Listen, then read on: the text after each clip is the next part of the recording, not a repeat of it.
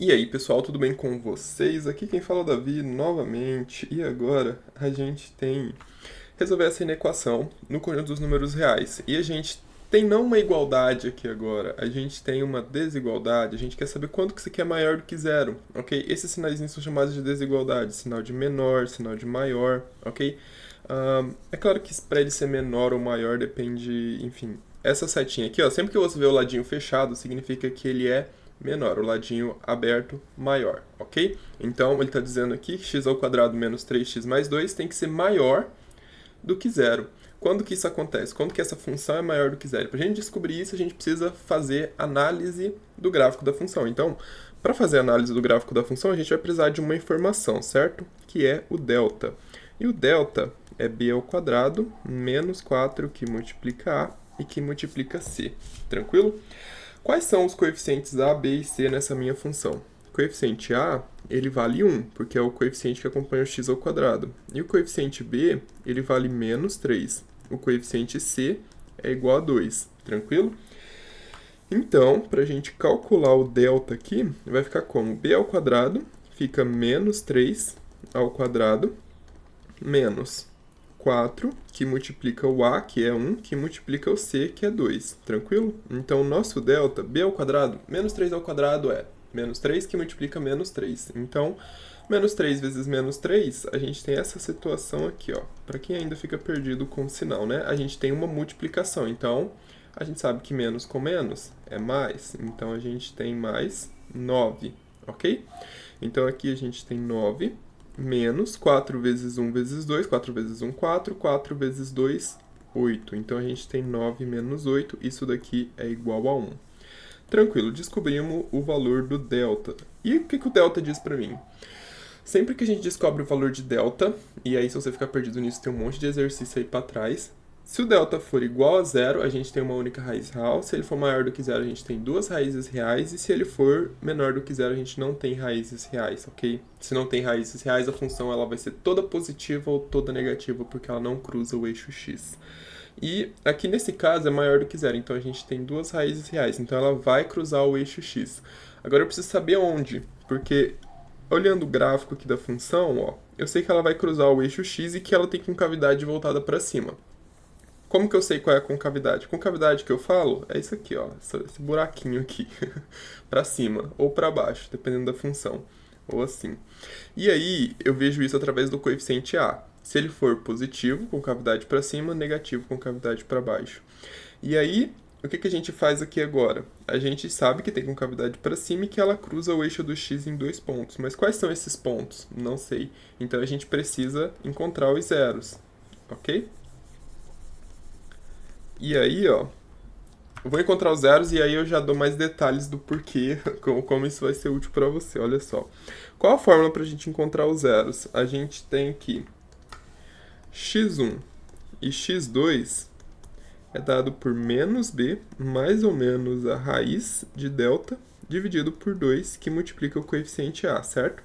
Então, a gente tem aqui, ó, vou colocar só igual, para não ficar reescrevendo tanto, a gente tem menos 3, mais ou menos raiz de delta, que é raiz de 1, dividido por 2 vezes 1, ok? Isso daqui, menos com menos dá mais 3, mais ou menos raiz de 1 é 1, porque 1 vezes 1 é 1, e 2 vezes 1 é 2. Tranquilo, né? Então, disso daqui, a gente tem que... Vou colocar uma setinha agora, porque agora a gente tem um sinal de implicação, tá? Implica que x1 é igual, porque eu vou ter duas expressões. Eu tenho uma expressão para x1 e uma expressão para x2. Então eu não posso colocar o sinal de igual, porque igual sempre relaciona duas coisas que são iguais, ok? E aí as raízes não são iguais. Então eu não coloco o sinal de igual, eu coloco essa setinha de implicação, tá? Qualquer coisa, dá uma olhada nas aulas de lógica aí no canal. A matemática do Edgar Alencar. Introdução à Lógica Matemática do Edgar Alencar Filho. Tem a resolução do livro aí, provavelmente, já no canal. O meu x1 vai ser o mais 3 mais 1, dividido por 2. E o meu x2 vai ser o 3 menos 1, dividido por 2, ok? Então, acabei ficando sem espaço aqui, ó. Vou fazer aqui mesmo. 3 mais 1 dá 4, certo? Então a gente tem 4 dividido por 2. E 4 dividido por 2 é 2, beleza? E o meu x2, a gente tem 3 menos 1. 3 menos 1 é 2. 2 dividido por 2 é 1. Beleza, encontramos as raízes. Então, esse meu gráfico aqui, que estava passando aqui para o lado positivo, ó.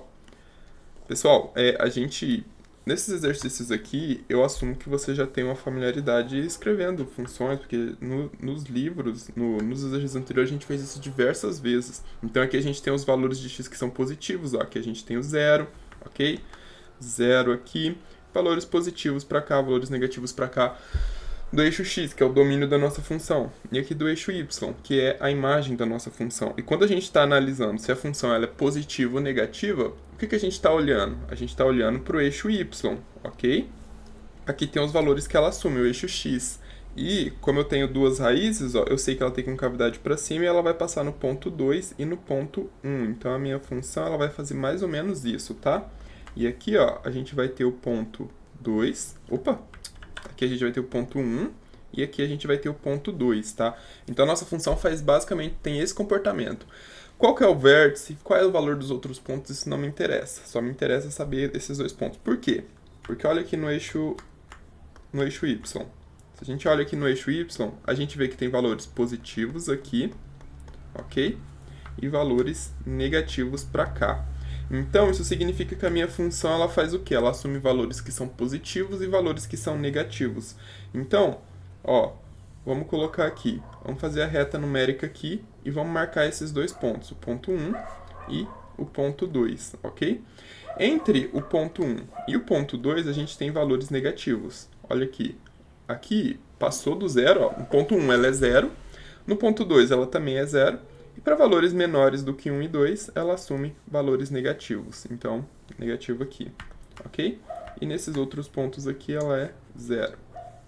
E aí, a gente sabe que para valores maiores do que 1, ela assume valores positivos. Foi mal? Valores maiores do que 1 assume valores positivos. Então, a gente tem positivos aqui, positivos aqui.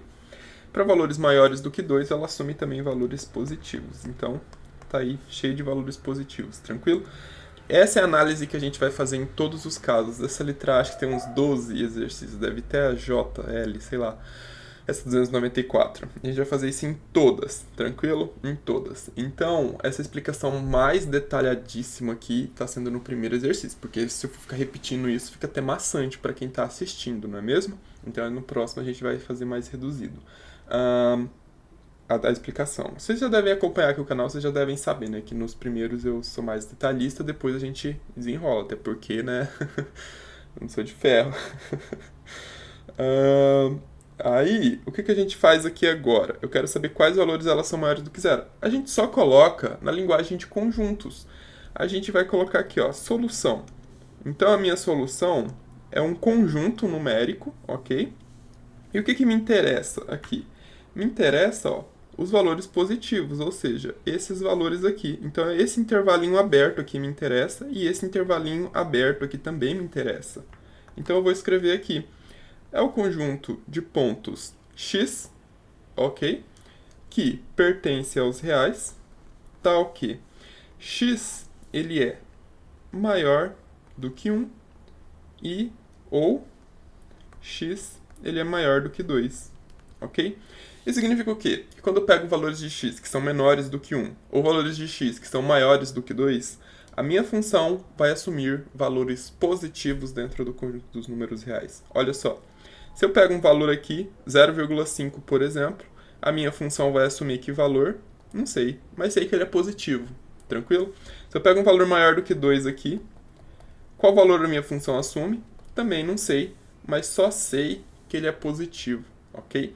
Se você quiser, você pode pegar x igual a 3, substituir aqui nessa função e você vai ver que vai dar um valor positivo. Pode pegar x igual a meio e substituir aqui, vai ver que também dá um valor positivo. E é isso, pessoal. Esse tipo de análise é muito importante, muito legal da gente fazer. E mais pra frente, quando a gente tiver outras funções com expoentes maiores, tipo 5, 6, fica difícil achar as raízes. E aí a gente tem que começar a fazer essas análises e tudo mais. A cálculo numérico a gente precisa fazer essas análises. E é bom ter uma prática com isso daqui. Eu não tinha prática com isso daqui quando eu cheguei em cálculo numérico na faculdade, sofri, hein? Você é louco. Mas. Mas é legal. A gente se vê nos próximos vídeos. Ó, 10 minutos de explicação. Nos próximos eu vou ser mais rápido. Então vamos lá.